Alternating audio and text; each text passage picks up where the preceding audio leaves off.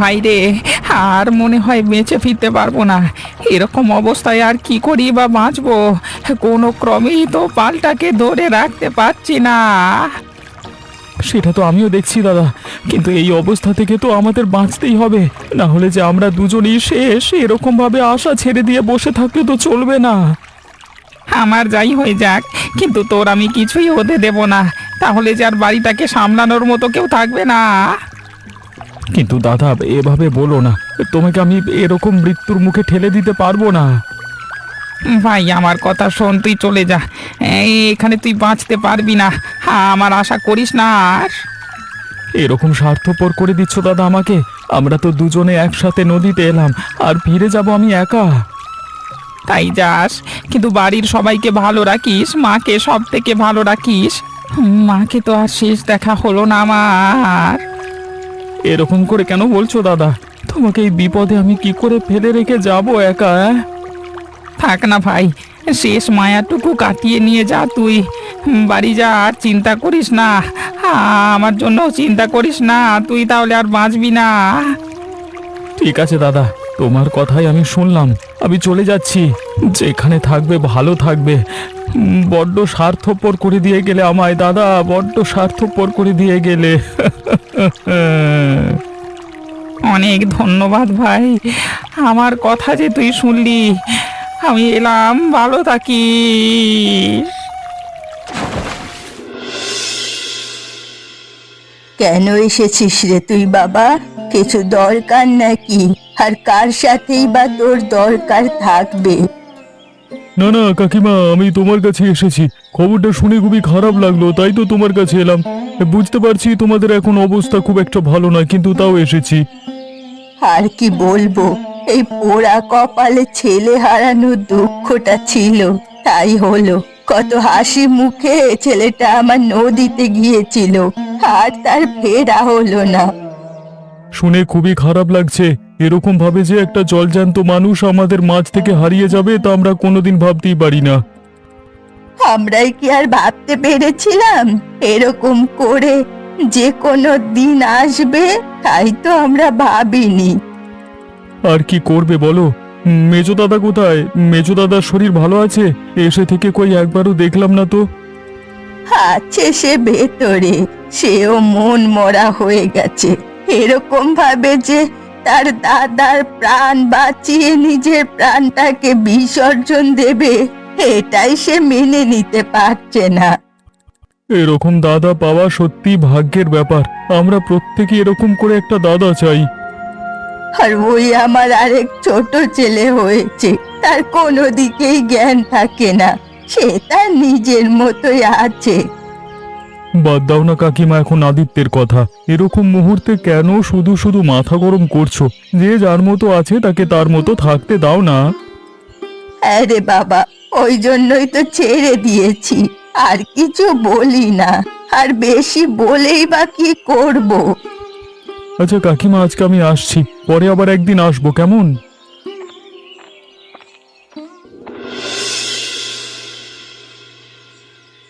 কিরে, তুই কি ভাবছিস আবার? এরকম অবস্থাতেও তোর কিছু ভাবতে ইচ্ছে করছে একদানে? না রে দিদি, আমার মনটা কেমন একটা হচ্ছে। মনে হচ্ছে আবার কিছু একটা খারাপ হবে, কিন্তু কি হবে সেটাই বুঝতে পারছি না। অমন অলক্ষণে কথা তুই আর বলিস না। কি আবার খারাপ হবে? এরকম চিন্তা ভাবনা আর করিস না, একটা বিপদ তো হয়েই গেছে। না রে দিদি, আমার মন যখন যেটাতে সায় দেয় তখন সেটাই হয়। আমার মন বলছে যে কিছু একটা আবার হবে। বাবা এমনিতেই সংসার নিয়ে চিন্তায় আছে, তার উপর তুই আর এই কথাগুলো বলিস না, বাবা আরো চিন্তা করবে। চিন্তা করার মতো কোনো কথা আমি বলিনি। জেঠু চলে যাওয়ার পর বাড়িটা কেমন যেন ভেঙে গেছে পুরো, কেউ আর আগের মতো নেই। হ্যাঁ রে, এইটুকু সময়ের মধ্যে পুরো চারিপাশটা নিস্তব্ধ হয়ে গেছে। এরকম যে কোনোদিন আমাদের বাড়িটা হয়ে যাবে ভাবতেই পারি না আমি। কি আর করবি বল, এরকমই তো হয়েছে। আমাদের বাবাটাও তো জেঠুর দয়াতেই নিজের প্রাণটাকে নিয়ে ফিরেছে। সত্যি কিভাবে যে নিজের ভাইকে আগলে রাখতে হয় তা আমরা জেঠুর এই ঘটনা না ঘটলে কোনোদিনই বুঝতে পারতাম না। সত্যি এমন দাদা পাওয়া ভাগ্যের ব্যাপার। নিজের প্রাণ উৎসর্গ করে ভাইয়ের প্রাণ বাঁচিয়ে গেল। বাবা ওই জন্যই আরো বেশি মন খারাপ করে আছে। সে তো হবেই, হবে না আবার? যতই হোক দাদা তো, কোনো ভাই কি চাইবে তার দাদাকে এইভাবে বিপদে ফেলে রেখে চলে আসতে? কিন্তু পরিস্থিতি তো অমন ছিল না। আমার মনে এখন যে বিপদের আশঙ্কাটা তৈরি হচ্ছে সেটা যেন সত্যি না হয়। কিরে, তোর দাদা মারা গেছে আর তুই এখানে এরকম বসে বসে আড্ডা মারছিস? তোর লজ্জা করে না নাকি? এই বাদ দে তো, বাড়ির ঝামেলা শুধু শুধু নিজের ঘাড়ে নিয়ে আমি কি করব? তার থেকে বাবা নিজের জীবন নিজের মতো গুছিয়ে নেওয়াই ভালো। থাক থাক, তোর সাথে আর এসব নিয়ে কথা বলে লাভ নেই। তা বল, কোন মেয়ের সাথে আবার কি চক্কর চালাচ্ছিস তুই? হ্যাঁ, আরে ভাই, একটা ভালো মেয়ে পেয়েছি এবারে। আরে এটা মনে হয় না আর আগের মতো হবে, কিন্তু একটু বেশি শাসন করে, এটাই সব থেকে বিরক্ত লাগে। হ্যাঁ, তোকে আর শাসন? মেয়েটারও কপাল, তোকে তো শাসন করাটাই ভুল। নিজের মা যাকে শাসন করতে পারে না, সে অন্য একটা মেয়ে হয়ে শাসন করছে। তুই কি আমাকে এখানে কথা শোনাবি বলে এসেছিস নাকি? যখন থেকে এসেছিস আমাকে কথা শুনিয়েই যাচ্ছিস। এরা কিন্তু একদম ঠিক কাজ করছিস না তুই। ভালো ভালো, প্রেম করবার জন্য নতুন মেয়ে পেয়েছো, এখন তুমি ভালোই থাকো। আর আমার কপালটাই পোড়া, একখানা মেয়েও পাইনি প্রেম করবার জন্য। তোর তো বিয়ে হয়ে গেছে, তাতেও তুই এমন বলবি? হ্যাঁ, দাঁড়া, আমি বৌদিকে বলছি, দাঁড়া। তুই নিজের বরটাকে একটু সামলে রাখো। আরে না রে ভাই, আমি আর কি করে কথাটা বললাম। তোকে বাবা আমার এতটুকু বিশ্বাস নেই, তুই গিয়ে ঠিক বলে দিবি। তারপর আমার আর কি, মানে আমার কি আর শেষ দিন হোক বাড়িতে? উফ, বউয়ের কি ভয়! ওই জন্যই তো আমি বিয়ে করতে চাইনি। বিয়ে করলেই জীবনের সব স্বাধীনতা শেষ। এটা তুই ঠিকই বলেছিস, কিন্তু তোরও এরকম করাটা উচিত হয়নি। তো দাদা মারা গেছে, তুই এখানে এসে বসে আছিস, এটা কিন্তু ঠিক নয়। তুই এখন কোথায় গিয়েছিলিস? সে কখন গেলি আর এখন ফিরলি? তোদের বাড়িতে গেছিলাম, কাকিমার সাথে একটু কথা বলে এলাম, খুব খারাপ অবস্থা দেখে এলাম। এরকম বিপদ যে কেন হলো আমাদের সাথে আমি বুঝতে পারছি না। একে তো নদীতে গিয়ে এরকম দাদার সাথে বিপদ হলো, তার উপর আমার কাজটাও চলে গেল আমার। কিন্তু হঠাৎ করে কেন তারা কাজটা নিয়ে নিল? কিছু বলেনি তোমাকে? অন্তত কি কারণ সেটা তো বলা উচিত।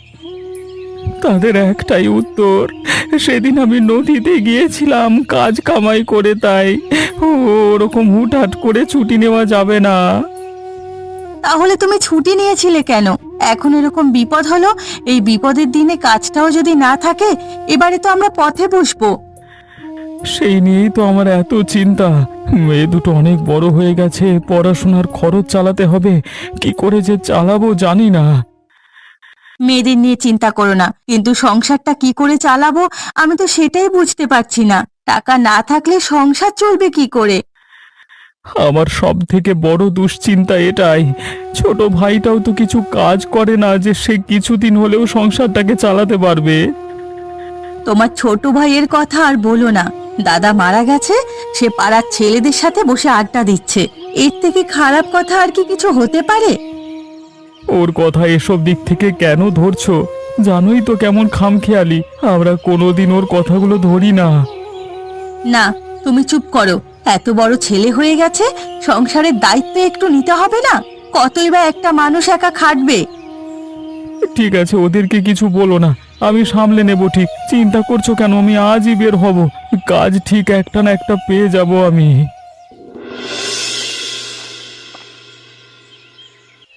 কেন যে আমাদের সাথে এমন হচ্ছে কিছুই বুঝতে পারছি না রে। একটা বিপদ যেতে না যেতেই আরেকটা বিপদ দরজায় এসে হাজির হয়ে গেছে। কেন, আবার কি হলো ঠাকুমা? এই তো সব ভালো ছিল, তাহলে আবার কি হলো এর মধ্যে? তোর বাবার কাজটা চলে গেছে, এখন গোটা সংসার সহ আমরা পথে বসবো, এছাড়া আর কোনো রাস্তা নেই। কেন, হঠাৎ করে আবার কি হলো? এই তো সব ভালোই ছিল, তাহলে হঠাৎ করে কেন কাজ চলে গেল? আর আমরাই বা কিছু জানি না কেন? তোদের আর জানানো হয়নি, তোরা ছোট মানুষ, কতই বা চাপ নিবি তোদের ওই ছোট মাথায়, তাই তোর বাবা আর তোদেরকে জানায়নি। কাজটা কিন্তু একদম ঠিক করেনি বাবা, যদি একটু বলতো তাহলে কি এমন ক্ষতি হতো? আমরাও তো একটু পাশে থাকার চেষ্টা করতে পারি। তোরা এই বয়সে আর কি পাশে থাকবি বলতো? আমরা নিজেরাই সামলাতে পারছি না, আবার তোরা কি করে পাশে থাকবি? সেই নয় তখনই দেখতে, কিন্তু এরকম ভাবে আমাদের যদি না জানানো হয় তাহলে আমরা বুঝবো কি করে যে বাবার কি সমস্যা হচ্ছে আর কি হচ্ছে না? তোদের পড়াশোনার খরচ, আমাদের সংসার খরচ, সব মিলিয়ে তোর বাবার মাথায় এখন বিশাল চাপ। এই কারণে আমার ছেলেটা অসুস্থ না হয়ে যায়। আজকের দিনটাই খারাপ, সকালের পর থেকে একের পর এক খারাপ খবর আসছে, আর যেন কিছু ভালো লাগছে না। এরকম ভাবে একের পর এক খারাপ হলে চলে? কি আর করবি বল মা, সবকিছু আগে থেকে ঠিক করা, আমাদের কিছু করার নেই। সবকিছুই আমাদের হাতের বাইরে চলে গেছে, আমরা আর কিছু করতেও পারবো না। সেটাই তো দেখছি, আমাকে আর দিদিকে এবার কিছু একটা ভাবতে হবে, না হলে আমার বাবাটা এবারে শেষ হয়ে যাবে চিন্তায়। দেখ, তোরা দু বোনে যদি কিছু করতে পারিস, আমার তো শেষ আশা ভরসা তোরা দুজনই, কারণ তোদের যা বুদ্ধি, তোরা ঠিক একটা না একটা উপায় বের করবি। আমরা জীবনের শেষ নিঃশ্বাস পর্যন্ত লড়ে যাব, আর বাবার পাশে তো আমাদেরকেই থাকতে হবে। ঠিক আছে, এখন যা, নিজের কাজ কর, আমি একটু বাইরের দিকে যাই। তুই হঠাৎ এই সময় আমাদের বাড়িতে এলি যে, কিছু দরকার নেই? না হলে তো তুই এরকম হুটহাট করে আসিস না। তোর ভাইজিদের সাথে দরকার রে, মেয়ে দুটো এত বিপদে পড়েছে, কি করবে ভেবে পাচ্ছে না, তাই তাদের সাথে একটু কথা বলতে এসেছি। হাসালি তুই, আরে ওইটুকুন বাচ্চা মেয়ে কি করবে? আমি এত বড় লোক হয়ে কোনো কাজ করতে পারছি না, আর ওরা করে ফেলবে? হ্যাঁ, তুই যা পারছিস না তা ওরা ঠিক করবে, আমি এটা জানি ওরা করতে পারবে, ওরা কোনোদিন পিছিয়ে আসবার মতো মেয়ে নয়। আরে তুই আমার বিরুদ্ধে এরকম চলে যাচ্ছিস কেন? তোকে আমি কত ভালোবাসি, আর তুই আমার এরকম বিরুদ্ধে কথা বলছিস? একটু তো আমার দলে থাক। এখন আর এই কথাগুলো তুই বলিস না, ওদিকে মেয়েগুলো কত কষ্ট করছে, ওদের কষ্ট আমি দেখতে পাচ্ছি না রে। এখন কোনো বাচ্চা আমার চোখের সামনে কষ্ট করবে আর আমি তা বসে বসে দেখবো, তা তো হয় না। সবই আমার দোষ, আমি তাদের কাকা হয়ে এখনো পর্যন্ত পাশে দাঁড়াতে পারিনি। সত্যি মা ঠিকই বলে, একটা অকর্মার ঢেঁকি আমি। আর ওরকম করে বলিস না, তুই আর কষ্ট পাস না। এই সময় চেষ্টা কর যাতে পরিবারের একটু পাশে থাকতে পারিস, তোর দাদার না হলে যে এবার শরীর খারাপ করে যাবে। সে তো দাদার এমনিতেই চিন্তা করে করে শরীর খারাপ হয়ে গেছে, আবার কি শরীর খারাপ হবে? এত চিন্তা করলে শরীর কি আর সয়? তার কি হবে বল, এত বয়সে এরকম চিন্তা, আমাদের হলে মনে হয় এতক্ষণে হসপিটালে ভর্তি হয়ে যেতাম।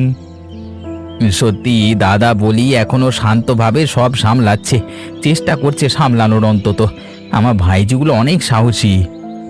সত্যি তোর ভাইজি খুব ভালো, তাই তোর ভাইজিদের সাথেই তো কথা বলতে এসেছি, একবার ডাক দে না তোর ভাইজিদের। না না, আমি ওদেরকে ডেকে দিচ্ছি, তুই একেবারে কথা বলেই যাবি, বাড়িতেই আছে তারা। হ্যাঁ হ্যাঁ, আমি তাদের সাথে কথা বলেই যাবো রে।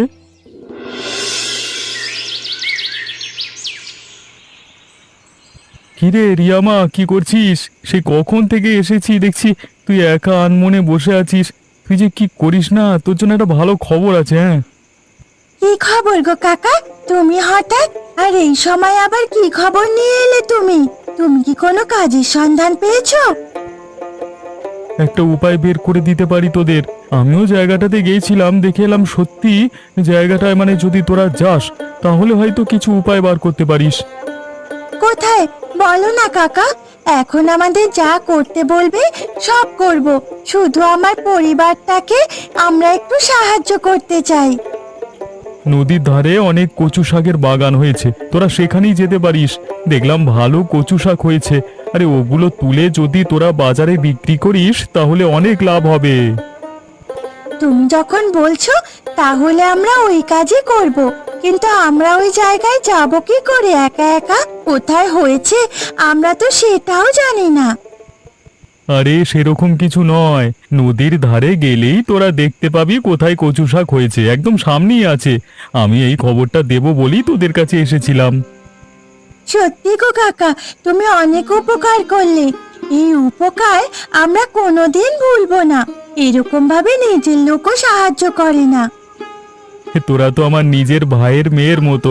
তোদেরকে সাহায্য করা মানে সাহায্য করে আমাকে এত ধন্যবাদ দিতে হবে না, নিজের ভেবেই সাহায্য করেছি। সত্যি কাকা, অনেক বড় একটা উপায় দিলে আমাদের।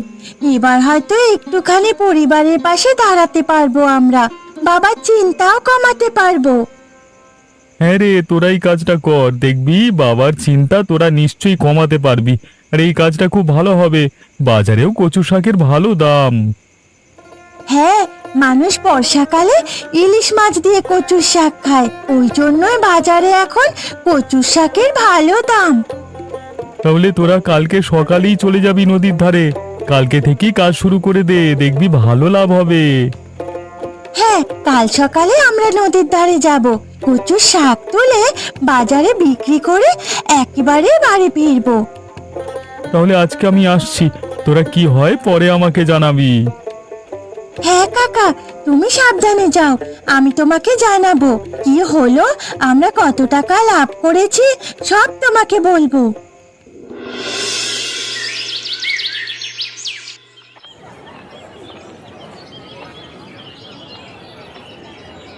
সত্যি রে দিদি, এই কচুর শাক বিক্রি করে তো অনেক লাভ, এখনো পর্যন্ত অনেক টাকাই হয়ে গেছে আমাদের।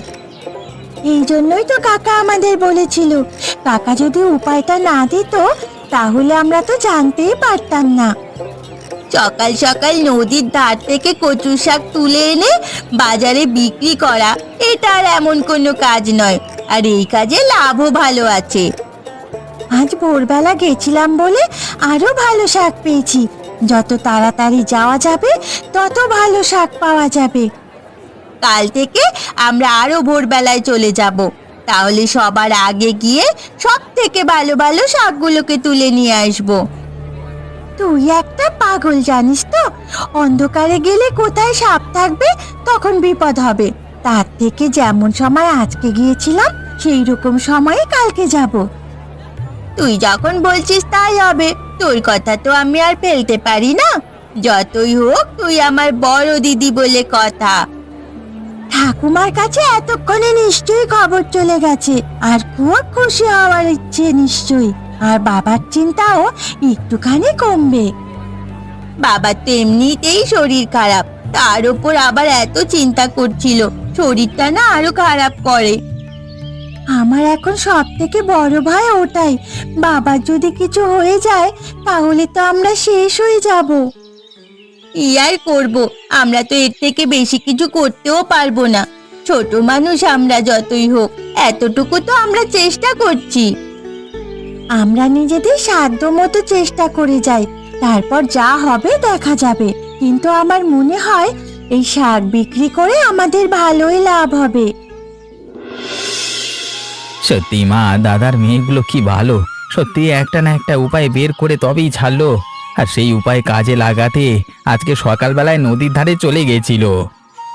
সত্যি আমি কোনোদিন ভাবিনি আমার নাতনিগুলো বাবার পাশে দাঁড়ানোর জন্য নিজেরাও বাজারে জিনিস বিক্রি করবে। এরকম ভালোবাসা সত্যি আজকাল আর দেখা যায় না। আজকালকার মেয়েরা তো নিজেদের শখ মেটাতেই ব্যস্ত, অন্যদের কথা ভাববার সময় তাদের কাছে নেই। সেসব কথা আমি জানি রে, যতই বয়স হোক এই সমাজের সব কথাই আমার কাছে আসে, তোকে আর নতুন করে আমাকে বলতে হবে না। তবে আমি কিছু করতে নাই পারি হয়তো, চেষ্টা করলেও কোনোদিন পারবো না, কিন্তু আমার ভাইজি দুটোর এরকম সফলতা দেখে সত্যি আনন্দ হচ্ছে।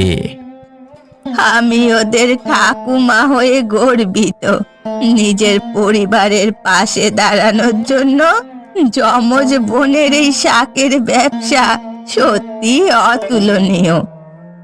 সব থেকে বড় কথা, ওরা তো নিজের কাঁধে সব দায়িত্বটাকে নিয়েছে। এইটুকু বয়সে এত কষ্ট ওরা সহ্য করছে।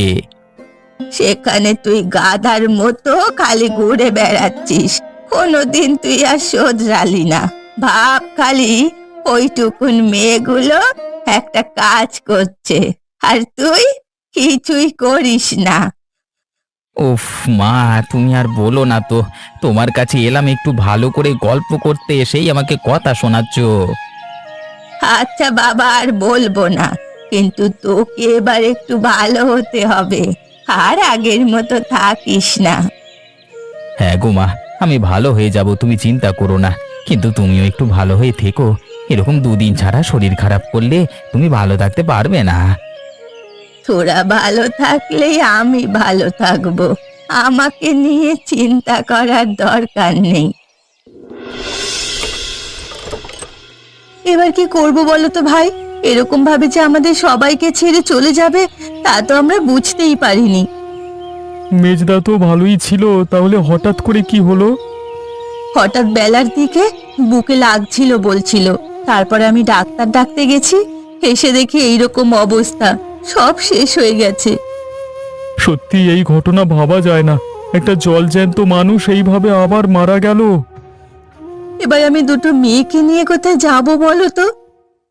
আপনি এত চিন্তা করবেন না, এরপর আপনার শরীর খারাপ করবে। একটা মানুষ চিন্তা করে করে শেষ হয়ে গেল।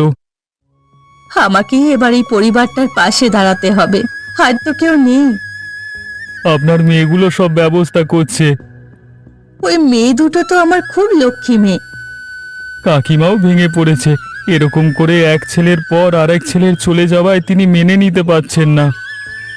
আমরাই মেনে নিতে পারছি না, তো উনি কি করে পারবেন? মেয়েগুলো ঠিক কোনো না কোনো ব্যবস্থা করবে। আমি মেয়েগুলোকে তো দেখলাম অনেক শক্ত আছে, ঠাকুমার ঘরের দিকে তাদের যেতে দেখেছি। ঠাকুমা, তুমি আর কেঁদো না, এরপরে তোমার শরীর খারাপ করে যাবে। আর শরীর খারাপ নিয়ে আমি এত ভাবি না। আজকে সারাদিনের রোজগারটা তোমার কাছে দেব বলে এসেছি। আর ওই রোজগার নিয়ে কি করব বল? আমার দুটো ছেলে চলে গেল, কিন্তু আমাদেরকে তো বাঁচতে হবে, তাই প্রথম রোজগারটা আমি তোমার হাতেই তুলে দেব। অনেক বড় হরে মা, তোরা তোরা সত্যি এরকম ভাবে যে পাশে দাঁড়াবি পরিবারের, বাবাই যায় না। তোমাদের আর বাবার আশীর্বাদ থাকলে আরো বড় হব আমরা। আমাদের আশীর্বাদ তো সব সময় তোদের সাথে আছে। আমি বাইরে যাচ্ছি, বোনের সাথে একটু কথা বলতে হবে, দেখি বাড়িতে আছে কিনা। ঠিক আছে, যা, মাকে একটু দেখে রাখিস। দিদি রে, বাবা যদি আজ এই নামটা আমাদের দেখতো তাহলে সত্যি বাবা অনেক খুশি হতো। সেই সব বাবার আর হয়নি, কিন্তু আমাদের যে এরকম ভাবে উন্নতি হবে আমরা কোনোদিনই বুঝতে পারিনি। সত্যি, মানুষ যে আমাদের এত তাড়াতাড়ি এত ভালোবাসবে এটা আমাদের কাছে একটা বড় পাওয়া। আর আমাদের থেকে জিনিস কেনার জন্য বাড়িতে এসে বলে যাবে, ই আমাদের ভাগ্যের ব্যাপার। সত্যি, আজ ওই কাকুটা বাড়িতে এসে কচু শাকের কথা বলে গেল। আমিও তো অবাক হয়ে গেছিলাম যে হঠাৎ করে কি হলো, বাড়িতে কেন এসেছে, আমরা কি কোনো কিছু ভুল কাজ করেছি নাকি? প্রথমে যে ভয়টা আমারও হয়নি তা নয়, কিন্তু তারপর সব ঠিক হয়ে গেল। এত দুঃখের মাঝেও যে এতটুকু আনন্দ সত্যি অভাবনীয়। ধীরে ধীরে দেখবি যমজ বোনের কচু শাকের ব্যবসা ঠিক সবার মন ছুঁয়ে যাবে।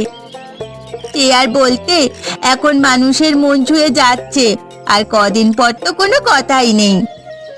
ঠিক আছে, এবার বাড়ির দিকে চল, অনেকক্ষণ তো বাড়ি থেকে বেরিয়েছিস তুই। মাও খুব কান্নাকাটি করছিল, মাকে গিয়ে সামলাতে হবে। হ্যাঁ রে, চল।